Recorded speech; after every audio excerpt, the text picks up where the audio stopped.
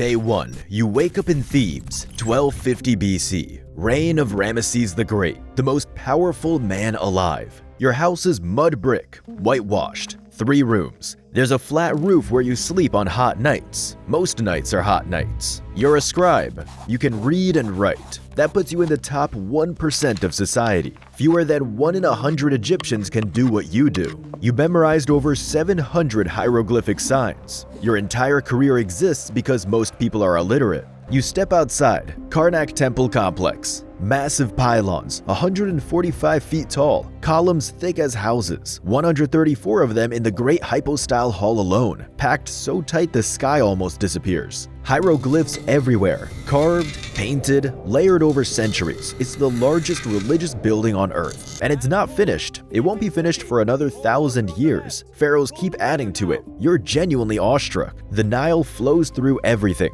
Irrigation canals cut through the fields. Farmers knee-deep in black silt. Donkeys hauling grain. Children chasing ibises along the banks. The river is the economy, the calendar, the religion. When it floods, Egypt eats. When it doesn't, Egypt starves. But the heat is suffocating. 110 degrees Fahrenheit and no shade in the streets. The air smells like livestock, bread ovens, and the river. You wear white linen. Everyone wears white linen. It's the only thing that makes sense. Your sandals are papyrus. They're light, cheap, and never meant to last. Day 2. Breakfast is bread, onions, and beer. The bread has grit in it, sand from the grinding stones. Everyone's teeth are worn down by 30. The beer is thick, almost like porridge. You drink it through a straw to filter out the grain husks. It's mildly alcoholic. Lunch is figs, dates, and fish from the Nile. Tilapia, grilled on an open flame. It's actually good, fresh and flavorful. Dinner is roasted duck with lentil stew, seasoned with cumin and coriander. You also drink wine,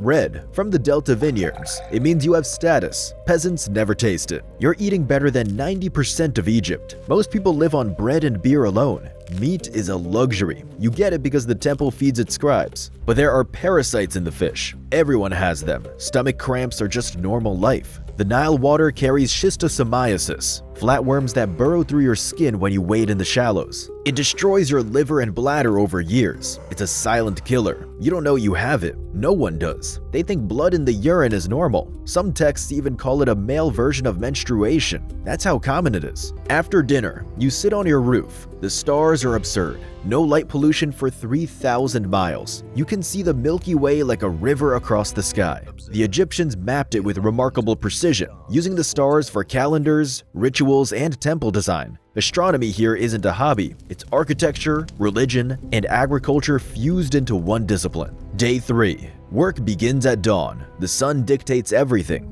You walk to the administrative quarter. You're recording grain taxes for the district. Harvest is in. The state takes a percentage. Your job is to calculate what's owed, verify what's delivered, and document the difference. Hours of writing on papyrus, your hand cramps. Your ink is carbon black mixed with water on a stone palette. You write with a reed pen, sharpened to a fine point. The scribe master watches. Papyrus is expensive. A single sheet costs a day's labor. Waste it, you're beaten. But you get respect. Peasants fear you because you control their records. A wrong number from your pen means a family loses their grain or gains extra. You have more practical power over daily life than most soldiers. In the afternoon, you transcribe legal disputes at the local court. A farmer accuses his neighbor of moving boundary stones after the flood. The flood erases property lines every year. This dispute happens constantly. Witnesses testify. The accused is found guilty. They beat his feet with rods. You write it down. 20 strokes. You hear every crack. He'll walk again in a week. Repeat offenders lose ears or noses. There are no prisons. Egypt can't afford to feed people who don't work. You also record a divorce proceeding. A woman is leaving her husband. She keeps a third of their shared property. She initiated it. Egyptian women have legal rights that won't exist again in this region for over 2,000 years. She can own land, run a business, testify in court. You write the settlement. Both parties press their seals. Done.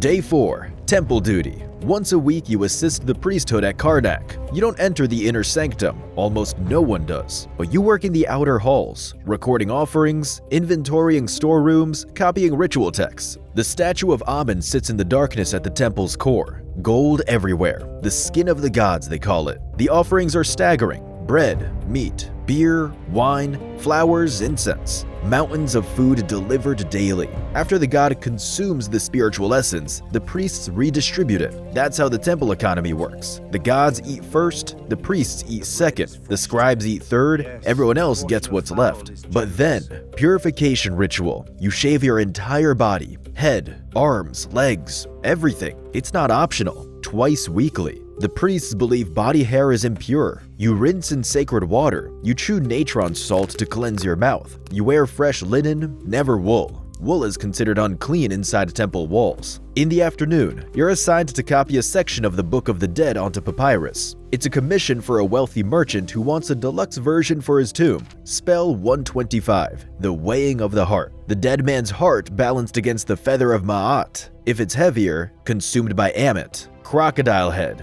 lion body, hippo legs, oblivion. If it balances, eternal life in the field of reeds. You paint Ammit with particular care. The merchant is paying well. Day 5. The heat is unbearable, worse than usual. You have a fever and blood in your urine. The schistosomiasis is progressing, but you don't know that. You visit the Sunu, the physician. His office smells like castor oil and myrrh. He examines you, checks your pulse at the wrist. Egyptian doctors understand the pulse connects to the heart. They're ahead of most civilizations on this. He charges you 1 copper deben for a mixture of garlic and honey. It might help, might not. He consults a papyrus, the Ebers Papyrus, 110 pages of medical knowledge. It contains real treatments alongside magic spells. He doesn't distinguish between them. A prayer to Sekhmet and an herbal remedy carry equal weight. You can afford this. A copper deben is a small inconvenience for you, a real burden for most. Peasants die from what you survive. Not because the medicine is that much better for the rich, but because the rich can afford to rest. A peasant with your symptoms goes back to the fields tomorrow. You stay home. In the evening, a neighbor visits. He's a sculptor working on Ramesses' latest addition to the temple. He tells you about conditions at the royal workshops. The craftsmen are organized into teams, left side and right side, like a ship's crew. They work 8 days, rest 2. They get rations of grain, fish, and beer. When the rations are late, they strike. This happened 12 years ago. The workers at Deir el Medina walked off the job and sat at the temple gate until they were paid. The first recorded labor strike in human history. And it worked. Day 6. Festival of Opet, the biggest religious celebration in Thebes. It lasts nearly a month, but today is the procession. The entire city celebrates. The sacred bark of Amen, a golden boat carried on the shoulders of priests, travels from Karnak to Luxor Temple, 2 miles through the city. The route is lined with sphinxes. Thousands of people crowd the streets. Music, dancing, acrobats, wrestlers, temple stores are thrown open, bread, beer, and meat redistributed to the public. The state feeds the people and the people worship the state. It's politics disguised as religion, or religion functioning as politics. The line doesn't exist here. You're carrying sacred texts in the procession, walking behind the high priests. The energy is real. Drums, sistra rattling, voices chanting hymns that are already ancient, old women weeping, children lifted onto shoulders to see the golden bark, community, shared belief, genuine joy. You drink too much festival wine. A Nubian musician plays a lute and sings something melancholy and beautiful. A woman in the crowd hands you a lotus flower. People are generous today. This is why Egypt lasted 3,000 years. Not the armies, not the pharaohs, this. The festivals, the shared rituals, the belief that the universe had order and your place in it mattered. Ma'at, truth, balance, cosmic justice. It held everything together. Day 7. You cross the Nile to the West Bank, the land of the dead. You visit the necropolis where your tomb is being prepared. It's small, a single chamber cut into the rock, but the walls are being painted. Anubis weighing your heart, Osiris enthroned. It's beautiful. It's also costing you 3 years' salary. Average lifespan here is 35. The wealthy live longer. Less labor, better food, shade from the sun. But infection, parasites, and childbirth take everyone eventually. Infant mortality is catastrophic. 1 in 3 children dies before age 5. Every family knows this grief. Nearby, the Valley of the Kings. You're not allowed in. Nobody is except the workers and the priests. Ramesses' own tomb is being carved deeper into the rock, but you know what's in there. Gold, furniture, food, weapons, jewelry. Everything a pharaoh needs for eternity. It's also a target. Tomb robbery is already a problem. The punishment is impalement. It doesn't stop anyone. you're teleported back.